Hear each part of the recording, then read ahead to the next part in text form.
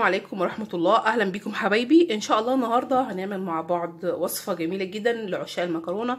هنعمل مكرونة بصوص الدوريتوس جميلة جدا وهتعجبكم. ده كيس دوريتوس 250 جرام. هكسره يعني أو اطحنيه، بس طبعا هفتح الكيس عشان خاطر الهواء، فتحة بسيطة كده اطلع الهواء منه، وهكسره أو أعمله بالنشابة أو أعمله بإيد الهون كده، إن أنا أنعمه أو أضربيه في الكبة. نجيب معايا طاسه او حله اي حاجه على النار، نحط فيها معلقتين زيت كبار، يعني هم حوالي 3 معالق مليانين، واحط عليهم معلقتين دقيق مليانين، واقلبهم كده مع بعض. اضيف عليها كوبايتين لبن.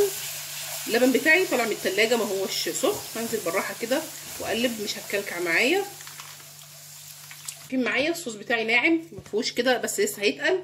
هبهره معايا. هنا ده توم باودر رشه كده خفيفه، مش كميه كبيره، وكمان بصل باودر، البصل يعني حوالي ربع معلقه اكتر من التوم، وفلفل اسمر. واحط عندي الملح بعد ما الصوص بتاعي قوامه تقل زي ما انتم شايفين كده بقى يغلي. معلومه برضو، لو ما عندكيش توم باودر او بصل باودر ممكن تستخدمي توم ناعم وبصل ناعم، بس بصراحه التوم الباودر والبصل الباودر بتحطي كميه قليله ما بتبانش حجمها، وفي نفس الوقت بيبقى ريحته قويه. معايا نص جبنه، نص كوبايه يعني، بس انا بشربها كانت محطوطه في الفريزر عشان انا بجيبها قطع على بعضها كده. نص جبنه موتزاريلا. معايا برضو حوالي ربع كوبايه جبنه برمجان او جبنه مبشوره، جبنه رومي، جبنه شيدر، اي نوعيه جبنه انت بتحبيها استخدميها. يعني مش شرط جبنه، ممكن تحطي جبنه نستون، مش شرط يعني ان التشكيله اللي انا حطيتها دي، عشان بس الجبنه عندي كانت في الفريزر. هسيبها لغايه اما تفك كده.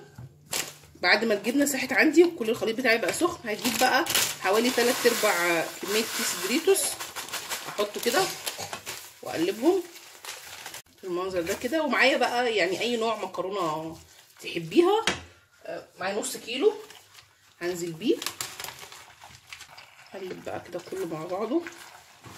الجبنه بقى والصوص جميله جدا جدا، هتعجب اولادكم.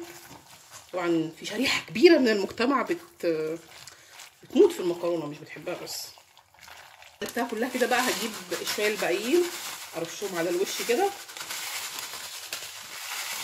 واجيب معاه كمان رشه خفيفه كده جبنه موتزاريلا، واغطي عليها. بس يعني هي خلاص سخنت، الغطا هيكتم البخار فيها، هيخلي الجبنه اللي على الوش دي تسيح، وخلاص تبقى جاهزه للاكل، وتبقى بالهنا والشفا ليكم. طعمها جميل جدا، هتحبوها، اولادكم هيحبوها. اتمنى ان شاء الله لو الوصفه تكون عجبتكم تعملوا لايك وتعملوا اشتراك في القناه. اشوفكم على خير الوصفه الجايه. السلام عليكم ورحمه الله وبركاته.